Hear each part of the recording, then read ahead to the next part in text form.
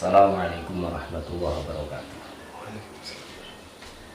Berkaitan dengan Al-Barjanji.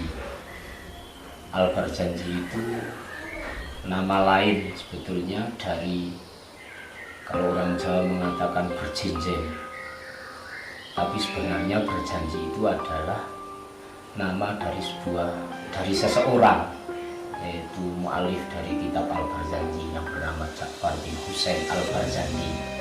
Sehingga membaca karya beliau sehingga orang mengatakan berjinjen. Ada yang namanya tiba, tapi orang sini, daerah sini mengatakan berjinjen itu yang sering dibaca juga adalah tiba. Syekh Abdurrahman Ad-Dibawi namanya. Yang maulid, orang mengatakan maulid dari berjinjen itu atau berjanji diambil dari seorang ulama besar habaib yang bernama Ja'far bin Husain Al-Barjanji. Awal mulanya seperti itu, sehingga orang Jawa lebih mudah mengatakan semua dianggap berjinjen, termasuk maulid sing tuduror, mungkin orang Jawa mengatakan itu juga berjanji, berjinjen. Tibai Syekh Abdurrahman Ad-Dibawi namanya, sehingga dikatakan maulid tiba, tapi juga dikatakan berjinjen. Nah, itu pada awalnya seperti itu, makanya dimaksud berjanji ada diambil dari seorang habaib yang bernama Syekh Ja'far bin Husain Al-Barjanji. Kemudian dasar kegiatan kita melaksanakan berjanji, atau lebih enaknya adalah sirah nabawiyah. Sebetulnya adalah sirah nabawiyah, bagaimana perjalanan Rasulullah ketika belum lahir sampai beliau lahir, kemudian sampai berusaha dan seterusnya. Sirah nabawiyah, perjalanan dakwah dari Rasulullah. Kita menganggap ini adalah satu dawuh apa yang disampaikan oleh Allah Subhanahu wa taala dalam Al-Qur'an, innallaha wa malaikatahu yusholluna 'alan nabi ya ayyuhalladzina amanu shollu 'alaihi wa sallimu taslima. Bersolawat, solawatnya termasuk bentuk sirah nabawiyahnya. Di sini menjadi penting karena apa? Berjanji ini mengangkat sejarah Rasulullah, makhluk termulia, makhluk yang paling mulia. Tidak ada yang melebihi kemuliaan Rasulullah Muhammad SAW. Untuk kelebihannya seperti itu. Nah, dasar kita melakukan berjanji itu karena bentuk kecintaan kita kepada Rasulullah. Bentuk kecintaan itu tidak harus dibuktikan dengan apapun, karena kita cinta. Maka salah satu tanda cinta kita kepada Rasulullah, manusia, makhluk termulia, makhluk paling sempurna, adalah dengan kita membaca sirah nabawiyah, bersolawat kepada beliau.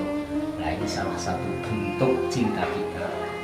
Maka harapan di sini banyak sejarah, diantaranya adalah bagaimana ketika Rasulullah dalam kandungan, bagaimana ketika Rasulullah lahir, kemudian bagaimana akhlak beliau dan lain sebagainya. Nah, ini yang termaktub di dalam Al-Barjanji. Nah, mungkin menjadi saat ini menjadi cerita, walaupun sebagian kelompok mengatakan itu adalah bid'ah, karena bentuk cinta kita kepada Rasulullah. Kemudian sejarah munculnya berjanji ini ketika orang mencintai Rasulullah itu, mencintai seseorang, apakah butuh bukti? Sejak zaman para sahabat Nabi Shallallahu Alaihi Wasallam, bagaimana mereka cintanya kepada Rasulullah, sehingga mereka mengatakan satu helai rambut Rasulullah lebih saya sukai daripada dunia seisinya. Ini kecintaan para sahabat.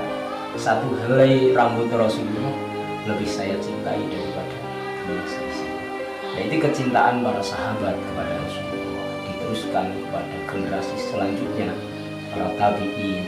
Sejarah Rasulullah melalui para sahabat tabi'in sampai hari ini, termasuk munculnya karya-karya para ulama.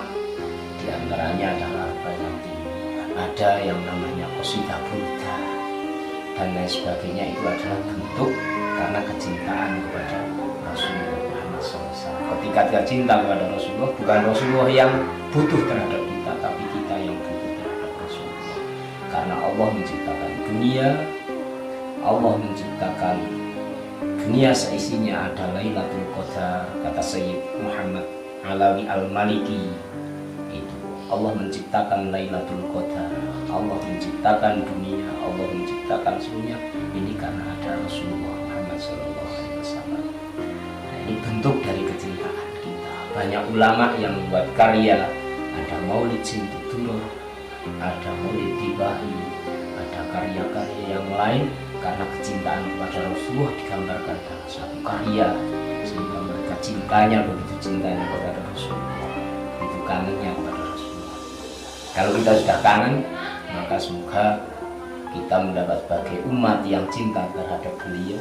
Suatu saat kita juga akan diakui menjadi umat beliau, masuk dalam satu umat yang dirindukan oleh Rasulullah, yang ditangisi oleh Rasulullah. Pada waktu itu ketika ditanya para sahabat, ya Rasulullah, kenapa engkau menangis? Aku merindukan sahabatku, aku merindukan saudaraku. Bukankah kita adalah sahabat, bukan kita adalah saudara ya Rasulullah? Kata Rasulullah apa? Kalian setiap hari bertemu dengan aku, bertatap muka bertemu. Yang aku rindukan adalah umatku yang mencintai aku. Nah ini Rasulullah, sehingga begitu kangennya kita kangen dengan Rasulullah, Rasulullah pun kangen dengan kita. Tapi kecintaan kita buktikan dengan salah satu cara yang mungkin diantaranya adalah melakukan perjanjian. Nah, kalau maulid itu adalah hari kelahiran, makanya disebut bulan maulid. Bulan maulid itu adalah bulan kelahiran. Ada maulud. Kalau maulud itu ketika Rasulullah dilahirkan, itu namanya maulud. Itu adalah nabi yang dilahirkan atau orang yang dilahirkan. Kalau maulid, memperingati maulid berarti dimana ketika Rasulullah dilahirkan, waktu ketika Rasulullah dilahirkan. Nah itu bedanya antara maulud dan maulid. Tapi banyak orang seringkali kurang memahami tentang antara maulud dan maulid. Tapi bentuknya itu intinya sama, ingin mencintai Rasulullah, memperingati hari Rasulullah. Ketika orang-orang yang benci dengan Islam, begitu Rasulullah lahir saja bahagia, kenapa kita orang yang Islam mengaku sebagai umat kok tidak boleh merayakan? Itu kan satu hal yang sangat lucu sekali. Maka ketika dulu sampai hari ini itu banyak orang yang mengatakan bid'ah, banyak orang yang mengatakan itu adalah satu contoh yang tidak dilakukan oleh Rasulullah.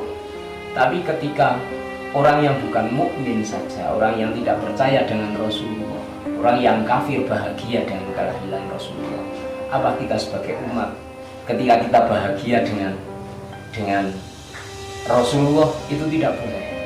Nah ini satu PR bagi kita sekalian untuk menjelaskan kepada umat bahwa memperingati hari lahirnya Rasulullah, memperingati bagaimana ketika Rasulullah dilahirkan ke dunia ini dengan bentuk yang bermacam-macam, ketika kita ulang tahun kita membuat kue yang besar, ketika orang biasa yang lahir kita pas ulang tahun membuat makanan yang enak. Kenapa? Ketika Rasulullah orang yang makhluk paling istimewa, makhluk yang paling sempurna, ketika merayakan ini kita tidak diperbolehkan. Dan ini marilah kita bersama-sama kita luruskan satu pandangan bahwa Rasulullah adalah makhluk yang termulia. Laulaka ya Muhammad ma tola'at syamsul. Ketika tidak ada engkau ya Muhammad, maka matahari tidak akan pernah terbit. Nah ini nama Muhammad satu keistimewaan. Ketika begitu bahagianya Abdul Muthalib, begitu bahagianya, maka akan kau beri nama siapa? Cucumu ya Abdul Muthalib. Maka beliau mengatakan akan saya beri nama Muhammad, dengan harapan dia akan menjadi orang yang dipuji oleh Zat yang ada di atas, yaitu Allah Subhanahu wa Ta'ala, dan makhluk yang ada di bumi. Ini harapan dari Abdul Muthalib, kakeknya, gendong Rasulullah. Nah ini mau bentuk dari ini kita sama-sama, kita yang muslim, kita yang mengaku mencintai Rasulullah merayakan ini. Jangan bosan kalau membuat kue, kita ulang tahun membuat kue. Kenapa orang yang lahir sekali lagi, kenapa orang yang begitu istimewa memperingatinya hanya biasa-biasa saja, bahkan kita tidak boleh memperingatinya. Kegiatan Al-Barzanji ini tidak hanya dilakukan pada bulan Maulid atau bulan Mulud atau Rabiul Awal, itu saja tidak. Bahkan mencintai Rasulullah itu tidak harus menunggu 1 bulan. Setiap saat, bahkan setiap saat seharusnya kita mencintai Rasulullah dengan bersolawat. Membaca Maulid tidak hanya pada bulan Maulid, tidak terbatas oleh hari, tidak terbatas oleh bulan, tidak terbatas oleh tahun. Kalau kita peringatan hanya 1 tahun sekali, ini kalau kita mengakui cinta pada Rasulullah, berarti cinta kita kurang. Berarti cinta kita kurang. Masa hanya 1 bulan, hanya 1 tahun, 1 bulan, bahkan berhari-hari tidak apa-apa karena bentuk kecintaan kepada Rasulullah Muhammad Sallallahu Alaihi Wasallam. Nah ini penting bagi kita sekalian. Pelaksanaan kegiatan berjanji itu banyak, ada yang dikerjakan di rumah-rumah bergilir, ada yang mingguan, ada yang mungkin harian, ada yang di masjid, ada yang di mana-mana dilaksanakan. Tapi biasanya serentak itu pas ketika bulan Rabiul Awal bertepatan dengan bulan kelahiran junjungan kita Nabi Muhammad SAW.